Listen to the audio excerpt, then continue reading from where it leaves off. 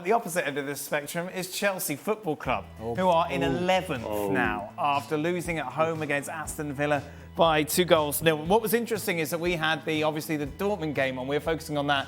And Chelsea, I just seen... Well, we had the commentary from the Dortmund game as well, because I was trying to learn some new German words. Oh, yes, indeed. But then you had Chelsea. The kids keeping them loads of chances, Stevie. They were just unlucky today. And you were like, shut up, Dan. Aye. If you look at the stats, honestly, we always talk about stats don't always tell the truth. And if you watch this game today, these stats don't tell the truth. I mean, 27 shots, 8 on target, you think, oh my goodness, they must have been putting some under some... Martinez must have stood on his head. Oh, they must have been putting them under pressure. Well, no. They could still have been playing and not have scored. And to be honest, I was more impressed with Villa. I thought I was watching Valencia or Sevilla in Europe. You know, the stats are saying, you know, lots of possession, lots of strikes at goal. The narrative just does not change for him, no. Graham Potter. He needs to... I mean, the supporters will not be caring that they're missing chances. They'll not be using that as an excuse. They want to know why they're in 11th. It's an embarrassment. They've got a huge Champions League game coming up against Real Madrid. I mean, is he going to get to the end of the season? I keep thinking, they're going to give him to the end of the season. They're going to give him the summer. But then if you go it's to just the summer, not what evidence is there that things are going to get any better? I know. No, and it's a shame because I think he's a really good coach. But it could be right place, wrong time here. And listen, it's quite simple. If he doesn't find a way to get enough results, the fans are, and I would imagine that they did turn, and it wasn't pretty at the end, but when they really turn, the pressure's on Burley and his cronies, and there's only one man going to fall, and that's the manager and all his staff. Any scenario in which they bring in someone before Real Madrid, Jan? Nagelsmann, Conte, they're all available. No, not Conte. No, come on. No, what we have learned skiing from this... somewhere. Yeah, exactly. Don't go skiing is the thing. But what we have learned from Chelsea this season, after the new owner came in, the biggest candidate to be the new manager is Burley. The owner, he will probably take that job himself because I can't see him doing anything now. And I was watching the game. I had two screens watching the game, and I was thinking of all these players that plays for Chelsea who have this big price on them, but they are still developing and they still need to be developed. So when we see this team and he cost so and so much and Arsenal wanted Mudryk and then he went somewhere else because of the money, but they're still developing.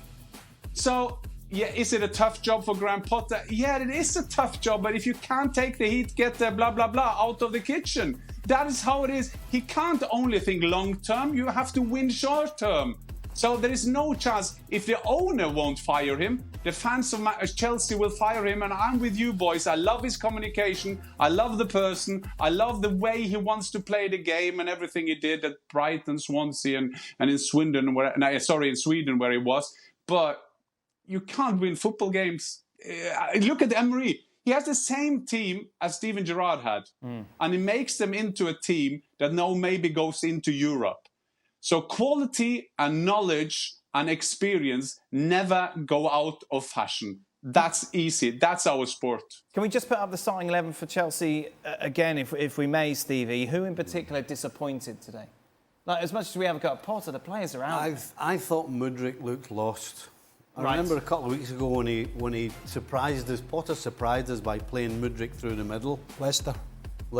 And I thought, wow, he did great. He looked good. But today he kept coming inside, and he actually got through one-on-one with the goalkeeper. And he looked like a 14-year-old that went through because he looked as though he was scared. Right. I mean, his attempt to score was pretty embarrassing. He pretty much rolled it to the goalkeeper. And hardly made them attempt to save. So I would look at Mudryk and say he's a classic example of what's wrong with this Chelsea team. There's no flow with it at all.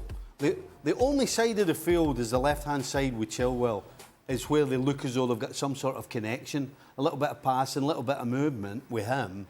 But the rest of it is just like individuals. I mean, João Felix again looked their best player. But only because he's got some skill and ability. But there's still no end product. But there's no end product. Well, because he's doing it on his own. Because whenever he tries to play with anybody, it falls down. Right. And that's kind of what's happening from the halfway line forward. There's no real connection with anybody. The 7, 8, 9 guys going forward who look as though they've been thrown together and they're not quite sure who's doing what. There's a bit of a connection here with joining the dots with young Modric. And he is, as Jan said, still raw. But it's big boys' games now, isn't it, in the Premier League? Big price tag. Arsenal want him, as you mentioned. Goes for the money. It's not just the money. Obviously, Chelsea have been a successful club. But that was a big part of it. But looked great at Liverpool when he came on. Looked really threatening at Leicester, as Stevie said. Every home game I've seen him, he's looked terrible. Yeah. And it's saying to me that you can pay these guys whatever you want, but the pressure sometimes gets to players in a different way. And he is a youngster, but when you've got 40 or 50,000 of your home fans on you and you're not playing well and the team's not playing well, you've got to stand up. It's sink or swim. We saw it with Timo Werner and one or two others. People say, Timo Werner struggled with the pressure. Yep. Because the fans got on his back. Yep. The fans got on Torres' back when he was there because they knew he was coming to the end. And the fans will get on these players' back. So when you're playing at home, it's even more difficult because you've got to puff your chest out and you hear the boos and the whistles and the groans. And I think he probably more than most is feeling that at the moment, as well as the manager. Thank you very much for watching ESPN FC on YouTube. For more highlights, analysis and exclusive content, be sure to subscribe.